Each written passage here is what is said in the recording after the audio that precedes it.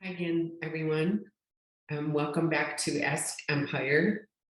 This week's question came from a sign language interpreter, and it has to do with team interpreting.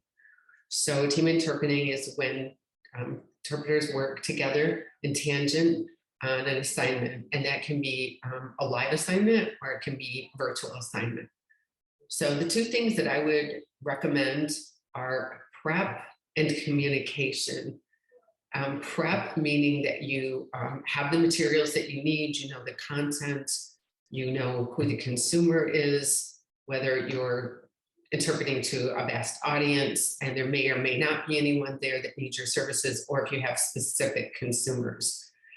If someone is presenting that needs you to voice for them, obviously the prep's going to be very different and you need to be communicating with that person and of course your team. Or if it's to the audience in general, you also need to have materials, you need to understand it, you need to, or on-site, know how to get there, just like any other job where you're going to park, make sure that you're always there very early, especially for a teamed assignment.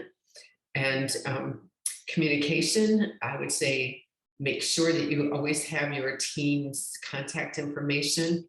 We always put that in our confirmations, that you actually utilize that and you do get a hold of your team so that you're talking to them about the content, that you're very honest about your strengths, your weaknesses, that you decide when turn taking is going to happen and how you're going to support each other, especially if it's virtual. And that if it's on site, that you have that extra time so that you can actually get to make that connection and contact with that person. And if it's virtual, to definitely be signed on very early so that not only in case there's technical difficulties, but so that you can communicate with your team again. I think the thing that you really don't want to do is walk in cold without any prep. You don't want to just meet the team as you walk in the door or the minute that you sign on. You're not going to do the best job.